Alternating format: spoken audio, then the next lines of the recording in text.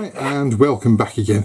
This little video is going to be a recap on coffee tampers, or coffee tampers stroke paperweights, because they can be used as either. Now I've held these up to the camera about 4 times, and because it's so light in here you can't see them at all, so I'm just going to point the camera down at the lathe where hopefully we've got a bit less sun, and hopefully for the 4th attempt you might be able to see the 3 new sizes that we've got, because coffee tampers come in different sizes. So hopefully you can see these okay. We've got a 48mm, 51mm and 57mm tampers. Each one of them comes with our thread with a hex end and a wood insert screw. Now we get quite a few people asking the correct drill size for the wood insert screw, and we don't stipulate it because the way these work is that the thread needs to push the wood fibres out of the way in order to screw in really tightly, and it depends upon what type of wood you're using as to what size drill this requires.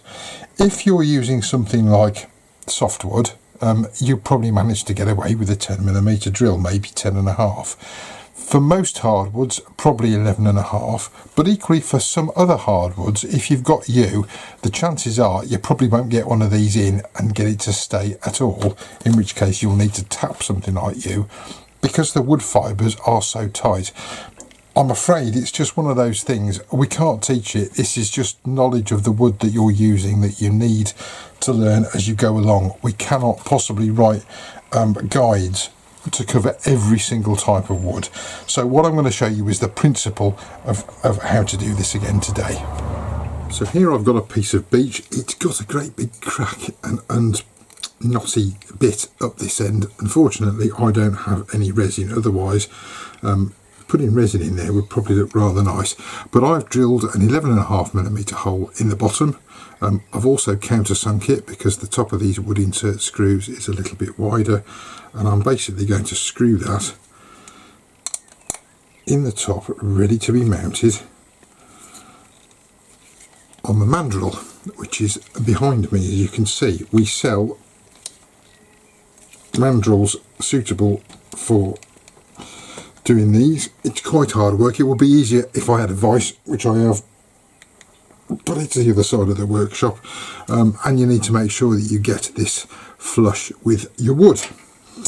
The mandrels in here, I've got one of our 25mm washers on here, but actually this project needs to be 30mm, so I'm going to just measure it by hand, but the 25mm washer will provide a guide as to where I'm going to. There we go. So I've got that on there. I'm going to make quite a long handle on this, and hopefully you'll see how quick and easy it is to do.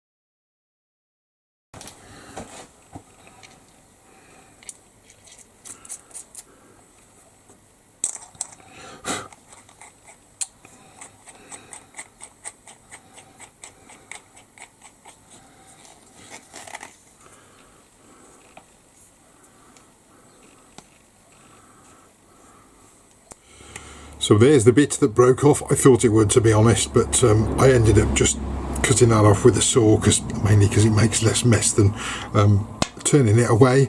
And there we go, there's the one that you've just seen me make. Let's just unscrew that so you can see. Got some bits stuck on the bottom. So there we've got the screw in the bottom of the tamper part. These are 306 grade solid stainless steel. They're really quite heavy. And of course, anyone that knows about coffee tampers knows you've got to have the right size. Pretty much within a couple of millimetres, it doesn't matter. But obviously, if you've got a 51mm tamper, it won't fit in a 48mm group head. That's what they're called on coffee machines, group heads. But you can see there's a couple of others I've made there as well. Here's the other sizes. I don't know why it just won't show up. Is that better? You can see that one a bit better. Here's the little one. Here's the 48mm one. Just a variety of different things I've done. But as I say, that's the one you've just seen me do. That's a kind of Art Deco style. That's what I was aiming for. Not sure whether I've quite achieved that. But anyway, hopefully that's a quick recap on the three sizes that we've got. I'll just go over those again. 48mm, 51mm and 57mm stainless steel tampers. They also extremely useful as paperweights on a desk for those people that still have receipts and stuff like that. They're actually quite handy. I use one occasionally for that. And a little recap on the wood insert screws and the other screws there as well. As always, thanks very much for watching. Enjoy your turning and workshop, whether it be box making, turning, whatever it is you do. Enjoy it and do it safely. Until the next time, thanks very much for watching. Bye bye for now.